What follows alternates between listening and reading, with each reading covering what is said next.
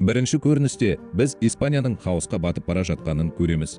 Өйткені Еуропаны ауыр дағдарыс басып, негізгі қажеттіліктердің тапшылығына әкеліп соқтырады. Тирандық биліктің нәтижесінде барлығына жеткіліксіз деп аталатын режим пайда болады. Бұл дағдарыспен күресу үшін үкімет өлімге әкелетін шараны бастайды.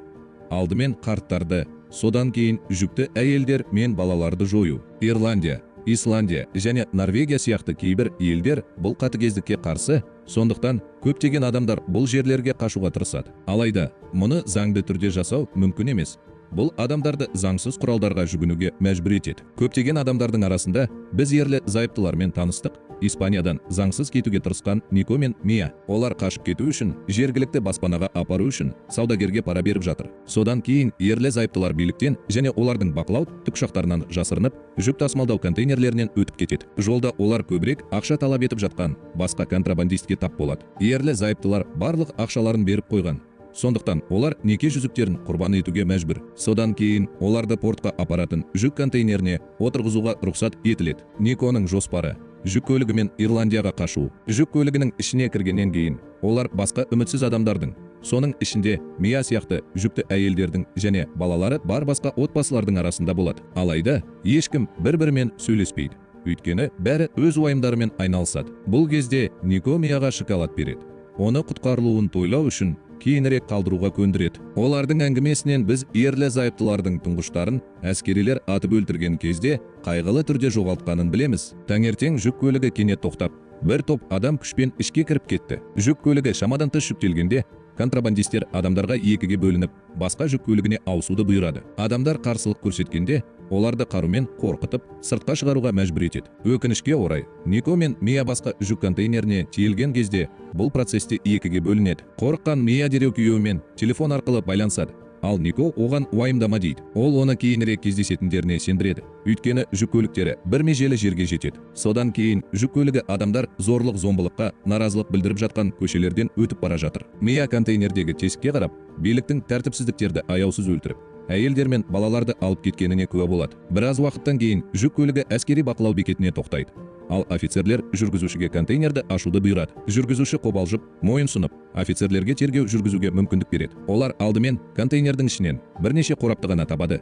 Өйткені барлық қашқындар жалған қабырғаның артына тығылады. Алайда көшбасшы контейнердің сыртынан үлкенірек болып көрінетінін байқап, жасырын бөлім бар деген қорытындыға келеді. Қашқындардың ішінде жасырынып жатқанына сеніп, оларға шығуды бұйырады. Әйтпесе олар ауыр зардаптарға тап болады. Жақын арада болатын қауіптен қорқып, Мия асығыс биік ағаш жәшікке көтеріліп, жасырынып қалады. Ал басқа әйелдер есікті ашқысы келмейді. Бірнеше минуттан кейін полицейлер оқ жаудырып, бүкіл топты өлтірді. Мия дыбыс шығармауға тырысып, ернін қысады. Осыдан кейін сарбаздар контейнерді алып, жүк көлігін босатады. Мия бірден Никоға оның жүк көлігі келесіде тексерілетінін ескертетін дауыстық хабарлама жібереді. Біраз уақыттан кейін Мияның контейнері кемеге тиеледі. Оның портқа келгенін біліп, күйеуімен байланысуға тырысады. Бірақ нәтиже болмады. Сондықтан ол біраз демалуды ұйғарып, ақыры ұйықтап қалады. Бірнеше сағаттан кейін Мия қатты дірілден оянды. Тесікке қарап, кеме қатты теңіз дауылынан өтіп бара жатқанда, теңізшілерді бейберекет күйде көреді. Мия көмек сұрап, оны босатуды өтінеді. Бірақ оны ешкім естімейді. Контейнер дірілдей береді. Соның салдарынан ол бірнеше рет құлап кетеді. Бір кезде ол есінен танып, басын қатты ұрды.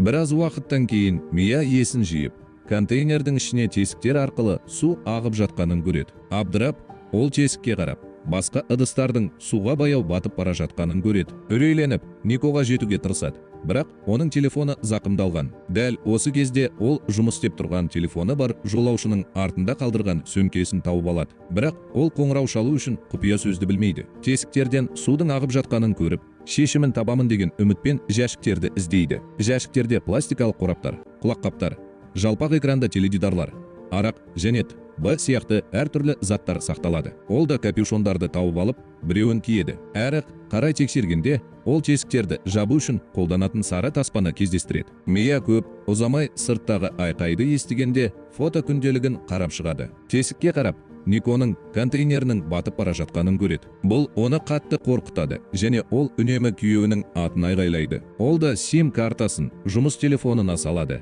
бірақ қоңырау өтпейді. Қайғыға батқан Мия контейнердің батып бара жатқанын көріп, көзіне жас алады. Күйеуінің қазасына қайғырып жатқанда, Мия кездейсоқ қалта пышағына тап болып, ойға келмейтін нәрсені жасауды ойластырады. Бірақ дәл осы сәтте ол іштегі баласының итермелегенін сезеді.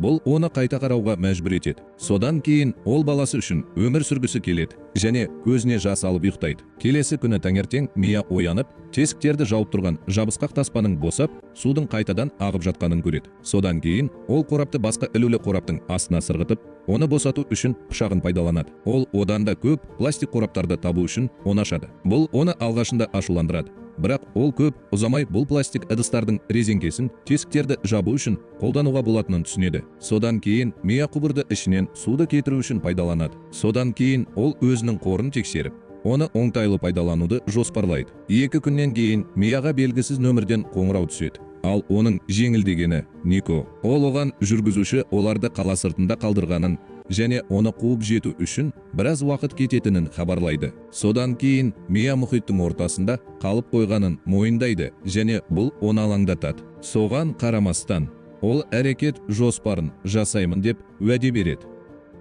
Контейнер сол түні қайтадан дауылға ұшырап, Мияның тепе-теңдігін сақтауды қиындатты. Жағдайды нашарлатып, оның толғақтары басталды. Су ыдысты шайқап жатқанда Мияның ауруы күшейе береді. Ол күйеуіне хабарласпақшы болды, бірақ телефон оның қолынан сырғып кетті. Басқа амалы жоқ. Ол шешініп, контейнердің арқанынан ұстап, ақыры қызды дүниеге әкелді. Содан кейін Мия баласын қолына алып, дауылдың өтуін күтіп, жәшікке кіреді.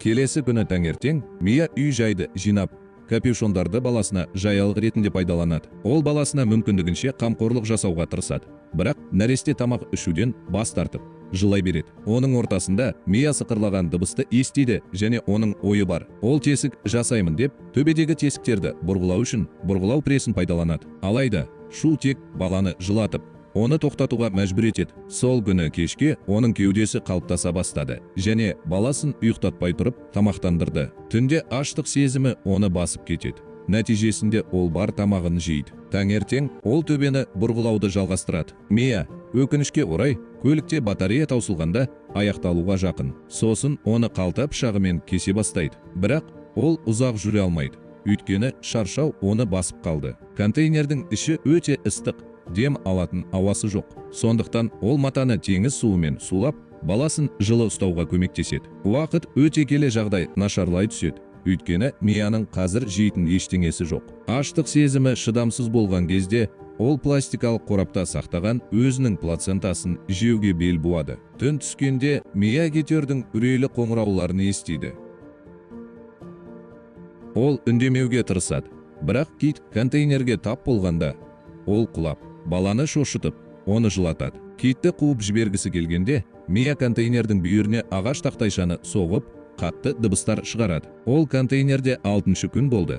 Ал Мия төбеде тесік жасау үшін қайтадан жұмысын жалғастыруда. Өкінішке орай, оның жалғыз құралы, қалта пышағы да сынып жатыр. Оның телефоны әлі жұмыс істемейді. Таза ауыз суы да таусылып жатыр. Шөлін қандыру үшін ол төбеден су тамшыларын жалай бастайды. Бірақ бұл жеткіліксіз екені анық. Мия кейін галлюцинация жасай бастайды. Ол үлкен қызының оны тастап кеткені үшін оны кінәлап жатқанын көреді. Бірақ Нико да пайда болып, Мияға бұл оның кінәсі емес екеніне сендіреді. Біраз уақыттан кейін Мия жартылай есінен танып, жаңбыр жауып тұрғанын байқады. Ол тез арада су жинау үшін бірнеше пластик жәшіктерді орналастырады. Сонымен қатар шөлін қандыру үшін бірнеше жұтым ішеді. Содан кейін Мия арқандарды пайдаланып, металл ыдыстың бір бөлігін артқа тартып, ақыры төбесінің аспанын ашады. Содан кейін ол контейнерден шығып, таза ауамен тыныстайды. Ол да қызын далаға шығарып, кішкентайға балғындықтан ләззат алуға мүмкіндік береді. Алайда, жан-жақтан кең теңіздің созылып жатқаны және жердің көрінбейтіндігі алаңдатады. Осыдан кейін көп ұзамай Мия баласының жаялығын ауыстырып, лас жаялықты суға лақтырып жібереді. Бұл балықты тартады. Бұл оған тамақ алуға үміт береді. Содан кейін Мия қолдан жасалған құрал жасап, балық аулауға тырысады. Бірақ өкінішке орай, оның күш-жігері бекер. Өйткені ол бірде бір балық аулай алмайды. Бірнеше әрекеттен кейін ол ақыры бас тартады. Дәл осы сәтте ол ұшып бара жатқан ұшақты байқайды. Тез әрекет еткеннен кейін ол контейнерден тез түсіп, күн сәулесін көрсету үшін теледидар экранының бір бөлігін алады. Бірақ асығыс ол люктің өткір жиегіне аяғын жарақаттады. Одан да сорақысы, ұшақта оны байқамай ұшып кетеді. Келесі көріністе Мия контейнерге отырып, жарасын тігу үшін теледидар сымдары мен металл бөліктерін пайдаланады. Бұл процестің ауыр болғаны сонша, ол кейде есінен танып қалады.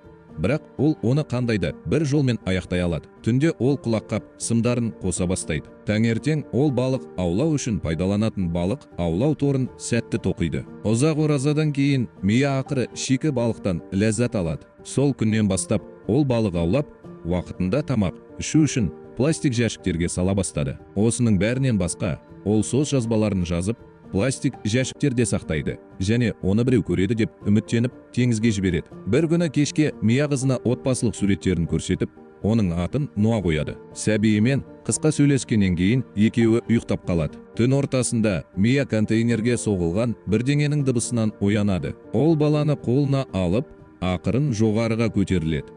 Тек оның пластик қорап екенін біледі. Сонымен бірге оған Нико қоңырау шалып, оның даусына қатты қуанды. Бірақ өкінішке орай, оның жаман хабары бар. Ол қашып кету үшін қайықты ұрламақ болғанын айтады. Бірақ оны сарбаздар байқап қалып, атып өлтірді. Ол қазір контейнерде жасырынып, көп қан жоғалтып жатыр. Нико Миядан кешірім сұрайды. Ол шыға алмайтынын және өзі мен олардың баласы үшін күресуге тура келетінін айтты. Мия қатты күйзелді, бірақ қызының дүниеге келгені туралы жаңалықтармен бөліседі. Бұған жауап ретінде Нико өмірден озар алдында Мия мен Нухпен қоштасады. Мияның үміті тағы да үзіліп, ол көзіне жас алды. Содан кейін ол түннің қалған бөлігін аспанға қарап өткізеді. Көрініс тез арада 26 күнге ауыстырылды. Ал контейнер жартылай суға батып кетті. Мия баласымен бірге контейнердің ең жоғарғы жағында, ол контейнерден табылған материалдардан қолдан жасалған сал жасап жатыр. Бұл кезде ол шағаланы байқайды және бұл оның құтқарылуына үміт береді. Түн түскенде Мия салын дайындап,